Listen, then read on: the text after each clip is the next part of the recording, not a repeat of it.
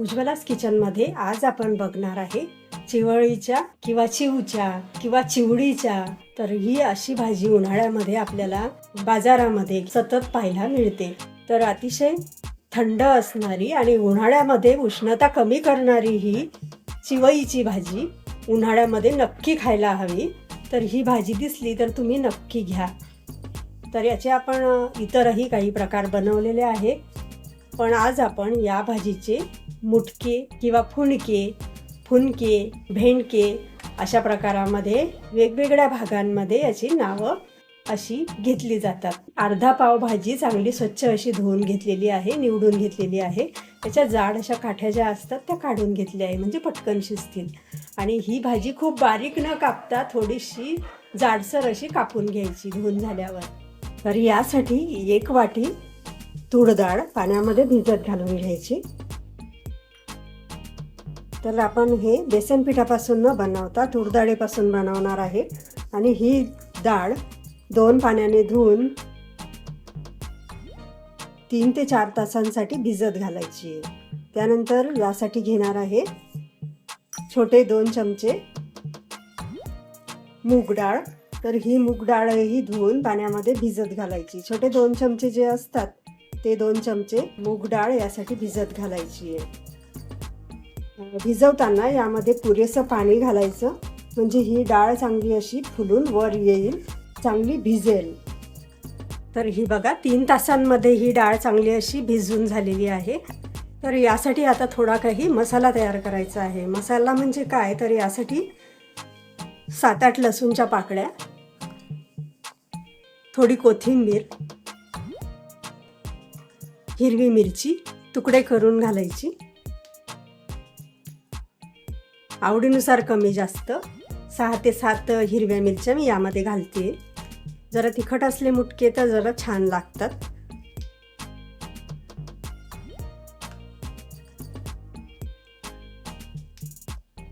यानंतर यामध्ये थोडीशी हळद,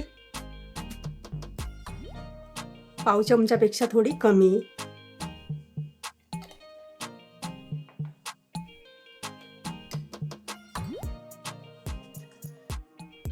पाव चमचा जिरं,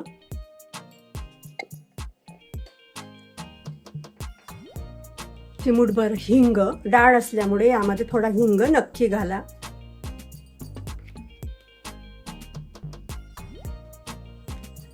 आणि ही मिरची चांगली वाटून झाली पाहिजे यासाठी यामध्ये थोडं मीठ घालायचं. आणि आता याचा जाडसर असा ठेचा हा मसाला तयार करून घ्यायचा. तर आता ह्याच मिक्सरच्या भांड्यामध्ये भिजवून घेतलेली मुगाची डाळ घालते. पाणी मात्र यामध्ये वाटताना अजिबात घालायचं नाही, अशीच वाटायची आहे जाडसर अशी.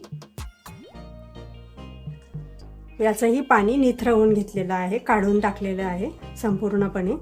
पाणी न घालताच जाडसर असं हे बॅटर याचं तयार करायचं आहे. थोडी थोडी करून ही संपूर्ण डाळ वाटून घ्यायची. तर हे बघा अशी जाडसर अशी रवाळ ही डाळ वाटून घ्यायची. बघू शकता तुम्ही, अशी जाडसर भरड याची तयार करायची. पाणी मात्र अजिबात घालायचं नाही, कारण चिवईची जी भाजी आहे तिलाही चांगलं असं तिचा रस असतो, त्यामुळे ते चांगले पटकन शिजतात. पाणी न घालताच वाटायची आहे. अशी सर्व डाळ वाटून घ्यायची.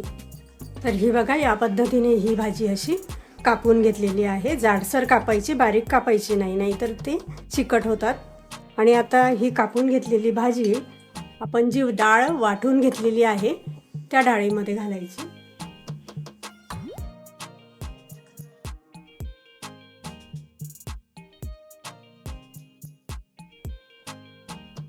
आणि आता ही भाजी यामध्ये घातल्यावर जो आपण मसाला म्हणजेच मिरचीचा जो ठेचा आपण तयार करून घेतलेला आहे तो यामध्ये घालायचा.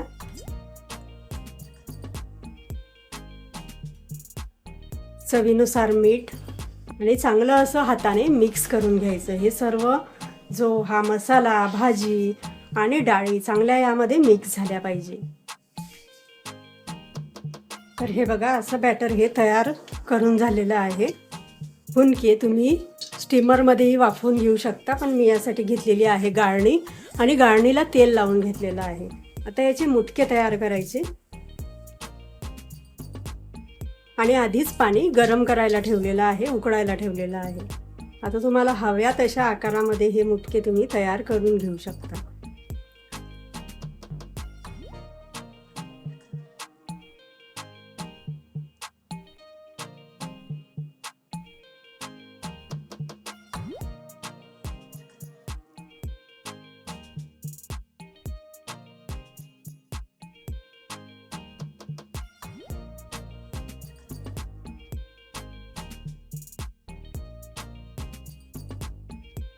तर अशा पद्धतीने हे संपूर्ण मुटके तयार करून ह्या गाळणीवर ठेवायचे आणि थोडे मोकळे मोकळे ठेवायचे, म्हणजे त्यांना शिजायला जागा मिळाली पाहिजे.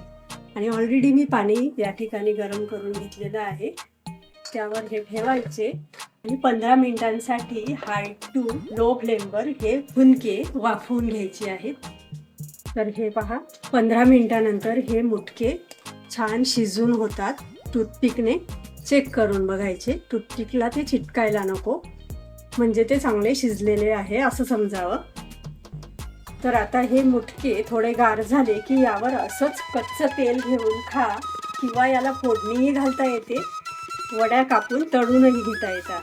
तर अशा पद्धतीने हे चिवळीच्या म्हणजे चिवईच्या भाजीचे फुनके मुटके बनून तयार झालेले आहेत.